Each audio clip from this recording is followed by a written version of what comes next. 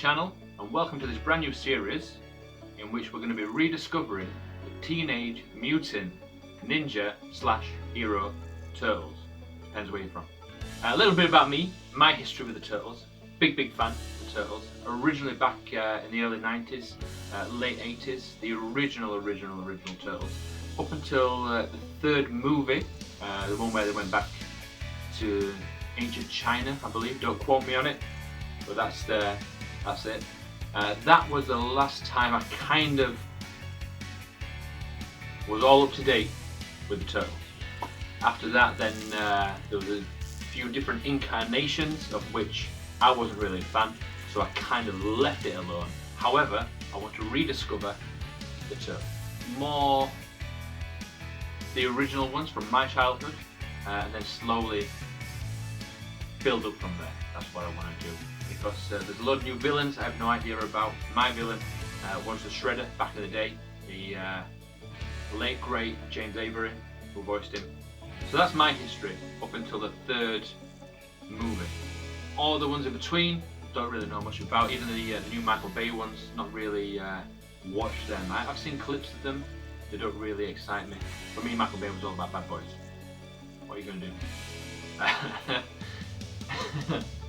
Up until recently, obviously the lockdowns have given us a little bit of time to think about things. I want to re-get into it. And the reason why we're here is because we're going to be having a little review of this bad boy right here. So this is The Last Ronin, issue 1. I have already read it, for full disclosure. I have already read it. However, I am going to reread it again now, and we're going to have a little talk about it. What's involved, what's happening inside the story. From my initial reading, my mind was blown, not going to lie. The reason why I want to do this is because I've not talked about this one. However, today, the second one arrived, so we are going to be doing a review on that one very soon as well. However, let's dive right into it. This is The Last Ronin, part 1. Let's see what happens to this last remaining turtle. Talk amongst yourselves.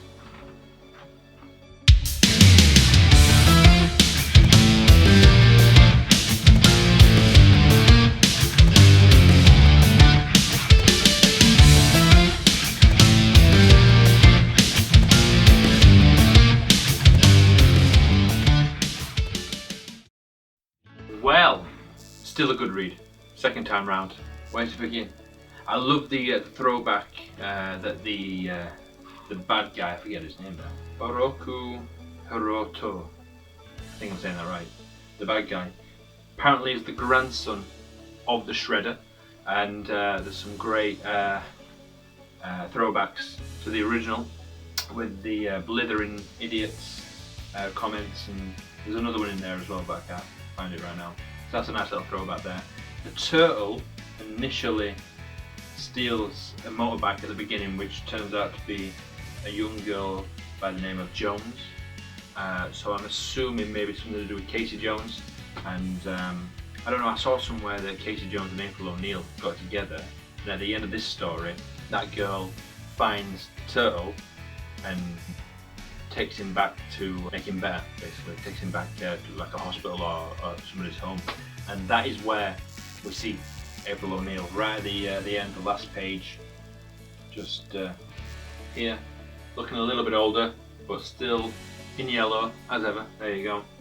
And spoiler alert, apparently, the last Ronin is Michelangelo, which I was personally hoping for, to be honest with you, because Michelangelo I think is my favourite of the Turtles. However, I don't know if that is Michelangelo, because the way it's said, and I'm so relieved to see you awake. You really had me worried, mister. But who were you just talking to, Michelangelo? Question mark. Who are you talking to, Michelangelo? Or who are you talking to, Michelangelo? Is that another turtle, for instance, Raph? I don't know. But if we take it at face value, the last Ronin is Michelangelo. However, in my head, it's all up in the air, because the way it's worded could potentially be still any of them, with the exception of Michelangelo. So there's still potentially 3 of them that it could be. I'm loving the artwork. A little bit reminiscent of the newer versions of the Turtles.